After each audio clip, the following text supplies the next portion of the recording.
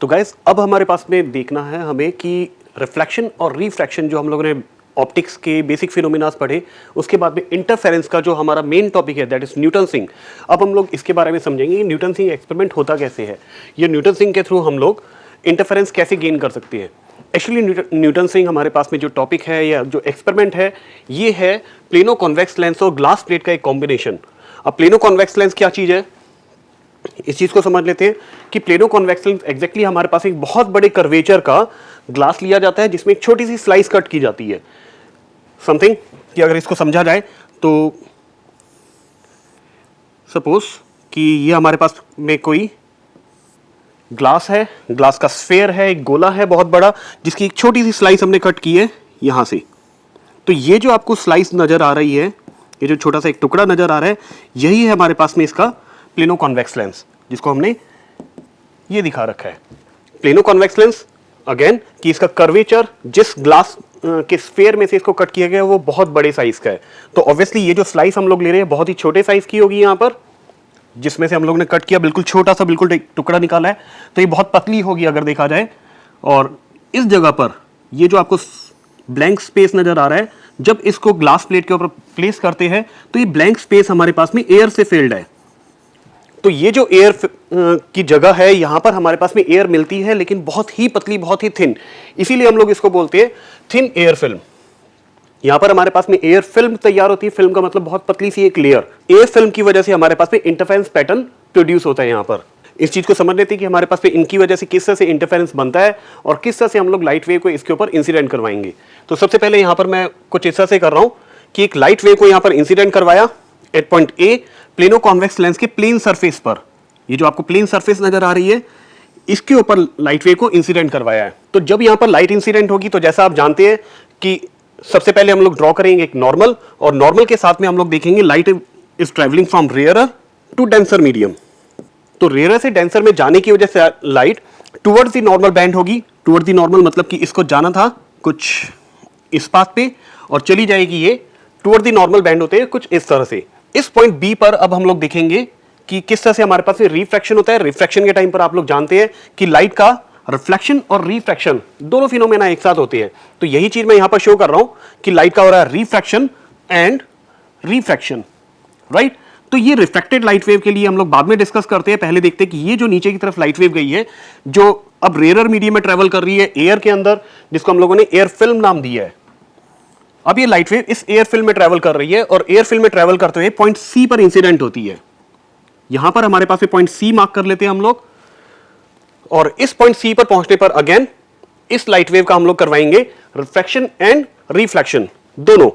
तो यहां पर रिफ्लेक्टेड लाइट वेव जो कि ऊपर की तरफ ट्रेवल कर रही है पॉइंट डी पर पहुंचेगी, और जो लाइट वेव पॉइंट सी पर पहुंची थी वो डेंसर मीडियम में ट्रेवल करते हुए नीचे की तरफ इसमें।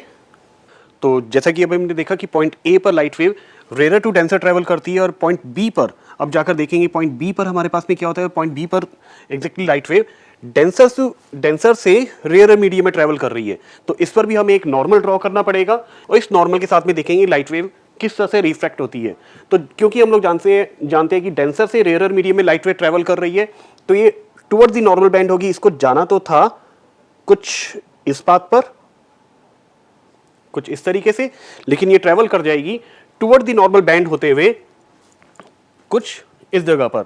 यहां ये पहुंचती है पॉइंट सी पर, और इसके साथ में हम लोग देखते हैं इसका रिफ्लेक्शन, लाइट वेव का रिफ्रैक्शन एंड रिफ्लेक्शन। ये दोनों फिनोमेना इस पॉइंट बी पर मैंने शो किए। पॉइंट ए पर शो करने की नीड नहीं थी इसलिए नहीं दिखाया मैंने।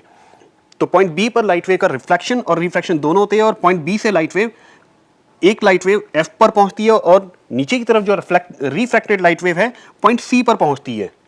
इस पॉइंट सी पर अगेन हम लोग देखेंगे कि इसका रिफ्लेक्शन और रिफ्रैक्शन दोनों फिनोमेना होंगे जो मैंने कुछ इस तरह से दिखा दिए कि रिफ्लेक्टेड लाइट वेव दोबारा प्लेनो कॉन्वेक्स लेंस की तरफ और refracted light wave glass plate में ट्रेवल करते हुए नीचे की तरफ जा रही है। इसके बारे में हम लोग एक बार बाद में देखते हैं। पहले देखेंगे डी पॉइंट पर लाइट वेव का रिफ्रैक्शन किस तरह से हो रहा है। रिफ्रैक्शन के बाद में लाइट वेव पहुंचेगी इस पॉइंट पर जहां पर हम लोग इसको नाम देंगे पॉइंट ई, और reflected light wave again glass plate पर पहुंचती है। यहां पर फिर से हम लोग इसके लिए एक नॉर्मल ड्रॉ करते हैं, रिफ्लेक्टेड लाइट वेव दिखाएंगे, और ये दोनों अब रिफ्लेक्टेड लाइट वेव जिसके लिए मैंने बोला था कि बाद में एक बार बात करेंगे, ये अब हमारे पास में बाहर की तरफ मिल रही है। यहां पर भी हमारे पास में दो लाइट वेव जो कि सुपर इंपोज कर सकती है, जिनको हम लोग बोलते हैं ट्रांसमिटेड लाइट वेव या transmitted system of light wave. तो इन दोनों में भी हमारे पास में इंटरफेरेंस हो सकता है, लेकिन क्योंकि हमारे सिलेबस में नहीं है इसलिए हम इसके बारे में ज्यादा कंसीडर नहीं करेंगे। अब हम लोग देखते हैं कि पॉइंट एफ और ई पर जो लाइट वेव पहुंची थी उनका रिफ्रैक्शन करवाकर देखते हैं। कुछ इस तरह से हमारे पास में एक लाइट वेव R1 और एक लाइट वेव R2 हमें मिलेगी। अब आप लोगों को देखना है कि क्या इन दोनों में कोई इंटरफेरेंस हो सकता है या नहीं। तो इनमें इंटरफेरेंस के लिए जरूरी है कि दोनों लाइट वेव्स का बिल्कुल एक ही डायरेक्शन में होना। अगर ये दोनों लाइट वेव एक दूसरे के बिल्कुल पैरेलल होती तो इंटरफेरेंस हो सकता था, सुपरपोजिशन हो सकता था, लेकिन एग्जैक्टली यहां पर दोनों लाइट वेव्स बिल्कुल अलग अलग डायरेक्शन में ट्रेवल कर रही है, R2 और R1। अगर इनको और ज्यादा एक्सटेंड कर भी दिया जाए तो कभी ये दोनों मीट नहीं करेगी, ये दोनों कभी भी मीट नहीं करेगी, और नहीं करेगी तो ऑब्वियसली हमारे पास सुपरपोजिशन नहीं होगा, सुपरपोजिशन नहीं तो इंटरफेरेंस नहीं। तो इसके लिए हम लोग इसको कैसे सेट करें कि ये दोनों लाइट वेव्स या तो पैरेलल आए या एक दूसरे के ऊपर आ जाए। कि इन दोनों लाइट वेव्स को पैरेलल में लाने के लिए हमें इसका एक एक्सपेरिमेंटल सेटअप सेट करना पड़ेगा जिससे ये दोनों लाइट वेव्स एक दूसरे के बिल्कुल पैरेलल हो जाए। तो फॉर दिस मैं यहां पर अगेन एक plane glass plate, plano convex lens, उनके बीच में एयर फिल्म को काम में लूंगा, और यहां पर हम लोग काम में लेंगे एक लाइट वेव जो कि बिल्कुल इस सरफेस के परपेंडिकुलर इंसिडेंट हो रही है। तो इसको हम लोग लाइट वेव बोलते हैं कि नॉर्मल पर इंसिडेंट हो रही है। अगर देखा जाए तो इस जगह पर इसका नॉर्मल ड्रॉ होगा, इस पॉइंट पर अगर एक नॉर्मल ड्रॉ करें तो बिल्कुल इसी लाइट वेव के साथ साथ ड्रॉ होगा। तो इट मीन कि लाइट इज ट्रैवलिंग या इंसिडेंटिंग ऑन द नॉर्मल। तो ये नॉर्मली इंसिडेंट होते हुए बोला जा सकता है इसको कि नॉर्मल पर इंसिडेंट हो रही है। तो अब अगर देखा जाए कि ये लाइट वेव किस तरह से ट्रैवल करेगी, रिफ्लेक्ट कैसे होगी, तो हम लोग जानते हैं जब भी लाइट वेव नॉर्मल पर इंसिडेंट होती है तो बिना किसी डिफ्लेक्शन के ये सीधे सीधे ट्रैवल कर जाती है, कुछ इस तरह। और अब ये पॉइंट बी पर पहुंच रही है, इस पॉइंट बी पर लाइट वेव नॉर्मली इंसिडेंट नहीं हो रही। यहां पर अगर नॉर्मल ड्रॉ किया जाए इसका तो ये नॉर्मल होगा कुछ इस तरीके से, राइट। तो ऑब्वियसली नॉर्मल पर इंसिडेंट नहीं हो रही तो इसका रिफ्रैक्शन होगा, और ये रिफ्रैक्शन किस तरह से होगा, something away from the normal, denser से रेयरर मीडियम में जाने की वजह से। और पॉइंट बी पर ही होगा इसका रिफ्लेक्शन, जो कि हम लोगों ने R2 लाइट वेव दिखा दी। यहां R2 वेव और R1 इन दोनों को हम लोग देखेंगे आगे, क्योंकि इस बार हमें ट्रांसमिटेड सिस्टम यूज नहीं करना। तो पॉइंट सी पर मैं सिर्फ रिफ्लेक्टेड लाइट वेव दिखा रहा हूं। तो पॉइंट सी से लाइट वेव रिफ्लेक्ट होगी। अगेन डी पॉइंट पर हम लोग इसका एक नॉर्मल ड्रॉ करेंगे, इस नॉर्मल के साथ में light wave toward the normal band होते हुए पॉइंट ई पर पहुंचेगी, और पॉइंट ई और एफ पर लाइट वेव्स के लिए इनका अगर देखा जाए तो R1 और R2 लाइट वेव कुछ इस तरह से मिलेगी। और you can see this clearly कि R1 और R2 इस बार हमारे पास में बिल्कुल एक दूसरे के पैरेलल है। तो ये पैरेलल लाइट वेव्स की वजह से हमारे पास में इंटरफेरेंस पैटर्न दिखाई देता है, और इसको देखने के लिए हम लोग इसके आगे कोई कॉन्वेक्स लेंस प्लेस कर देंगे, क्योंकि हम लोग जानते हैं कॉन्वेक्स लेंस में अगर पैरेलल लाइट वेव्स आ रही है तो आगे जाकर किसी ना किसी फोकस पर मीट करेगी। तो जिसकी वजह से हमारे पास में इंटरफेरेंस पैटर्न जो नजर आएगा कुछ इस तरह का नजर आएगा, जिसको हम लोग बोलते हैं न्यूटन्स रिंग्स। ये रिंग्स सभी की सभी कॉन्सेंट्रिक होती है, मतलब कि इनका सबका सेंटर सेम होता है। तो यहां पर जैसा कि आपको इसका इंटरफेरेंस पैटर्न नजर आ रहा है, ये पैटर्न शेप में सर्कुलर क्यों है, क्योंकि हर पॉइंट के ऊपर जो हमारे पास में एयर फिल्म है वो बिल्कुल सर्कुलर शेप की होगी हर पॉइंट पर। मतलब कि जैसे मैंने आपको बताया था कि ये जो प्लेनो कॉन्वेक्स लेंस हमने काम में लिया, बहुत बड़े स्फीयर या बहुत बड़े गोले में से काम में लिया गया है, तो इसकी जो शेप होगी बिल्कुल वैसी होगी जैसे घर में हम लोग कोई बाउल यूज करते हैं, कोई कटोरी यूज करते हैं, साधारण भाषा में हम लोग प्याली बोलते हैं इसको। तो इस प्याली को अगर किसी एक ग्लास प्लेट या किसी भी मोबाइल स्क्रीन के ऊपर भी अगर आप रखकर देखें तो उसके सेम पॉइंट जितने भी होंगे सबके सब सर्कुलर शेप में होंगे। मतलब हर उन पॉइंट्स को लेंगे जिनकी डिस्टेंस बेस से लेकर उनकी हाइट या डिस्टेंस जो है वो बिल्कुल सेम हो। तो सभी पॉइंट्स हमारे पास में जो सिमिलर पॉइंट्स होंगे वो सबके सब एक रिंग फॉर्म करेंगे। इसी वजह से हमारे पास में जो रिंग बनती है बिल्कुल इस एयर फिल्म की वजह से बन रही है।